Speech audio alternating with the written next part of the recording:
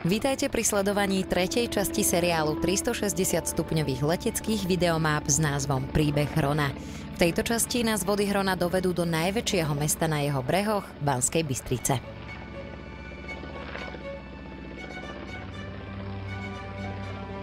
Názov obce Predajná vznikol z latinského preádium, osada v prenájme. Spomínajú sa aj názvy Vila Predinich, Tridejn či Predajvajna. Vpravo smerom do pohoria Nízke Tatry sa v tesnom susedstve nachádza Jasenie. Jeho história je spätá najmä so spracovaním drahých kovov. Z obce Nemecká sa nám najskôr objavuje jej miestna časť Zámostie a aj v skutočnosti sa nachádza za mostom. Ten spája cestu číslo 66 s ďalšou miestnou časťou nemeckej Dubovou. Vysoký komín dominuje areálu známeho petrochemického podniku.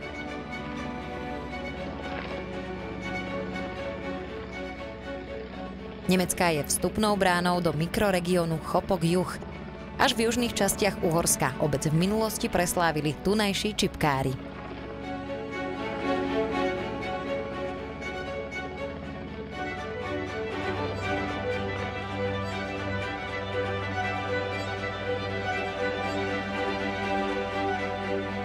Blížime sa k jednému z dôležitých a obľúbených nástupných vodáckych miest, ktoré sa nachádza na riečnom kilometri 203,7 oproti kostolu svätého Mikuláša.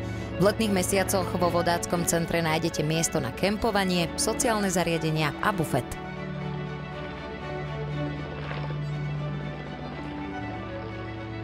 V Nemeckej sa nachádza jeden z najznámejších pamätníkov na hrôzy druhej svetovej vojny. Je to monument s názvom Kľačiaca žena v plameni.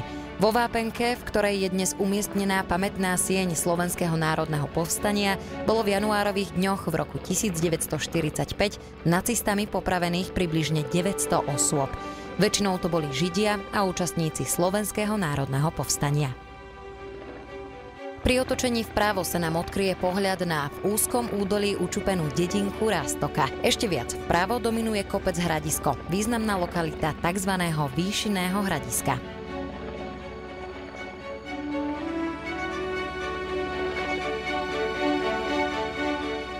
Železničná trať v úseku Banská Bystrica-Brezno po ľavej strane Hrona bola vybudovaná v roku 1884. Dôležitou zastávkou na nej je aj kúpeľná obec Brusno. V časti Ondrej nad Hronom dominuje kostol svätého Ondreja a vľavo na konci v časti Brusno sa nachádzajú známe kúpele Brusno. Miestne minerálne vody sú vhodné na liečenie hlavne chorôb obehového, zažívacieho, neurologického a pohybového ústrojenstva.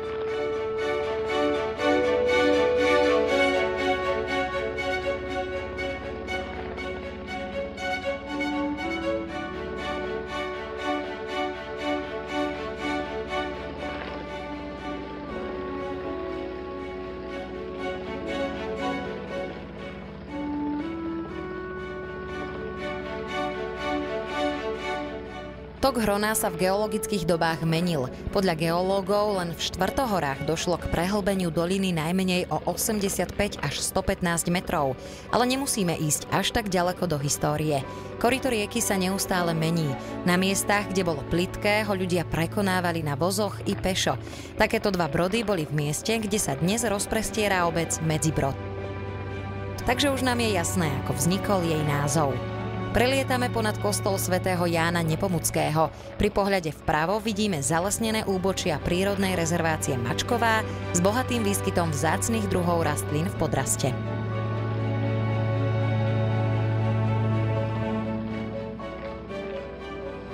Súputníci, Hron, železničná trať a cesta číslo 66 sa o chvíľu opäť tesne stretnú. Tu, v najúžšom mieste údolia vody Hrona, aj naše lietadlo opúšťajú Horehronské Podolie. Dostávame sa do severného výbežku z Volenskej kotliny, konkrétne do Bystrického Podolia.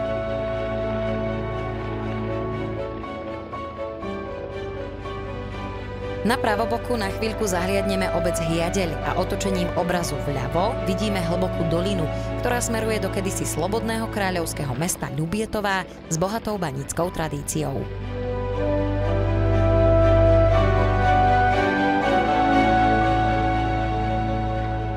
Počiatky vzniku obce Lučatín sú spojené s budovaním Ľubčianskeho hradu.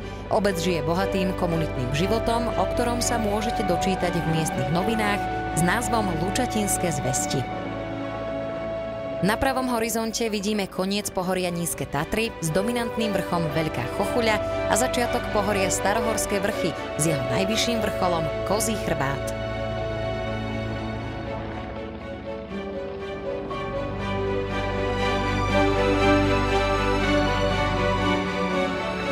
Na riečnom kilometri 191,2 sa nachádza lodenica, prístav a kemping na Mlynčoku. Je to ďalšie z významných nástupných miest pri splavovaní Hrona. Vpravo míňame menovca ikonického tatranského vrchu Kriváňa a silueta Ľubčianskeho hradu, nazývaného aj hrad Ľubča, nám napovedá, že sa blížime k obci Slovenská Ľubča.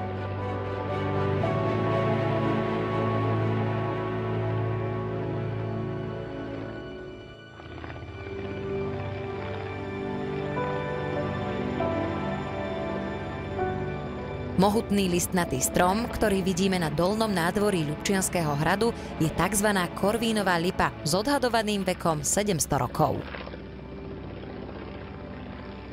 Medzi historické pamätihodnosti obce patria aj kostol Najsvätejšej Trojice, kostol Evanjelickej cirkvi Augsburského vyznania a archeologické nálezisko Kláštorisko. Pri otočení obrazu vpravo sa učupená pod vrchmi Vysoká nachádza obec Podkonice. Nad obcou stáli maštale Konice, kde boli ustanené kone pre ľubčianske pánstvo.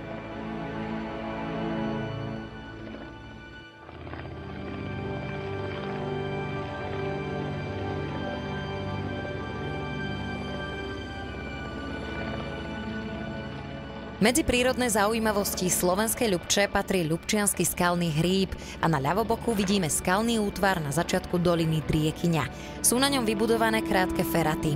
Početné bralá a skalné vežičky v prírodnej rezervácii Šupín sú domovom víra skalného, ale bol tu pozorovaný aj Kamzik vrchovský. Pri pohľade vpravo sa za priemyselným areálom nachádza prírodná rezervácia Mackov bok s najväčším výskytom ponikleca prostredného na svete. V úzadí na úpetí Starohorských vrchov leží obec Priechod. Aj jej obyvatelia dochádzali za prácou do farmaceutického závodu Biotika, okolo ktorého teraz prelietame. Podnik bol vybudovaný v roku 1953 na výrobu penicilínu pre potreby celého Československa. Pod ľavým krídlom sa nám objavil názov Národnej prírodnej rezervácie Plavno, ktorá bola vyhlásená za účelom ochrany lesných spoločenstiev s výskytom tysa obyčajného.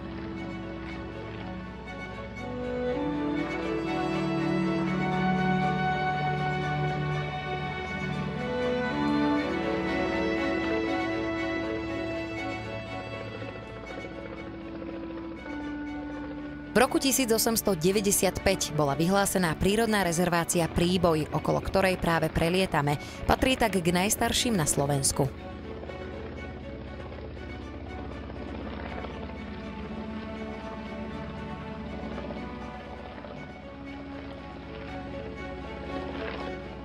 Naše lietadlo sa blíži k prvej mestskej časti Banskej Bystrice, k Šálkovej. Vody Hrona sa tu spomaľujú, pretože ich prehradila hať malej vodnej elektrárne. Je zatiaľ najväčšou, akú sme videli od prameňa rieky, ktorú sledujeme. Na ľavom brehu je na kilometri 182,2 prístavisko, kde musia vodáci prerušiť plavbu, aby svoje lode preniesli pod 5 metrov vysokú hrádzu. Pravo od hrádze vidíme tzv. Rybovody, kadiaľ môžu ryby preplávať, aby prekonali túto umelú prekážku.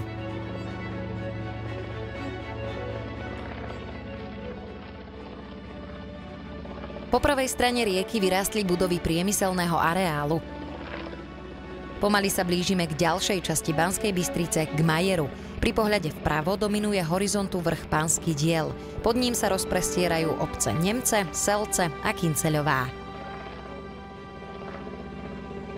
V Kynceľovej sa nachádzajú aj naše dve vydavateľstvá, knižné CBS a mapové VKU Harmanec.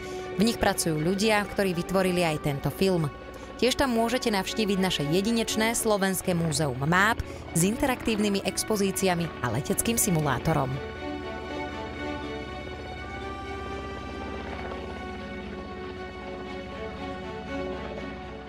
V úseku medzi Šalkovou, Majerom a centrom mesta koryto Hrona v minulosti meandrovalo. Kvôli častým záplavám bol tok zregulovaný a narovnaný tak, ako ho vidíme dnes. Asi najväčším zásahom pri regulácii rieky bolo skrátenie toku v jeho ohybe približne v miestach, kde ponad rieku prechádza súčasný železničný most. Pôvodne oblúk rieky zachádzal poza súčasnú výškovú budovu hotela Lux a popod návršie, kde stojí pamätník SNP. Posledná prekládka koryta bola prevedená v roku 1974. Na pravý breh Hrona bola vtedy tiež presmerovaná cesta číslo 66, ktorá pôvodne prechádzala stredom historického centra mesta.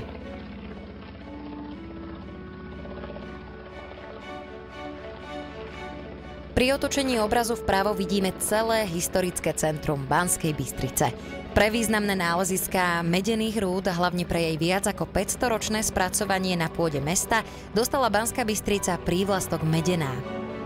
Naľavo oblietame kultový vrch Urpín. Ten prepožičal svoj názov napríklad aj chránenému územiu, folklórnemu súboru či pivovaru.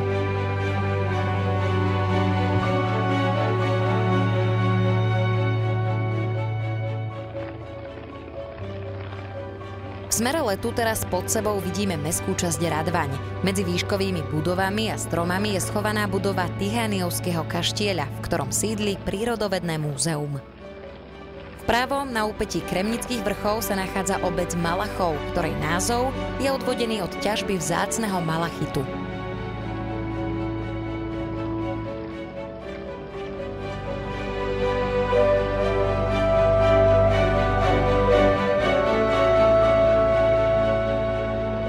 Pravotočivou zákrutou teraz naše lietadlo aj Hron obchádzajú priemyselný areál v mestskej časti Kráľová. Pôvodne išlo o samostatnú obec. V roku 1966 bola spolu s Iliášom, ktorý uvidíme po ľavej strane, a ďalšími okolitými obcami pričlenená k mestu Banská Bystrica. Na riečnom kilometri 173,1 sa nachádza vodákmi známe miesto na vylodenie či nalodenie na vodu alebo prípadné kempovanie pri dlhšej plavbe. Po útoku na Ukrajinu bol vyhlásený zakázaný letový priestor okolo vojenského letiska Sliač, takže sa musíme od toku Hrona odkloniť. Z príbehu Hrona teraz vynechávame úsek Pozvolen. V nasledujúcej časti preskočíme rovno nad severný okraj Zvolena a poletíme kľukatým údolím k Žiaru nad Hronom.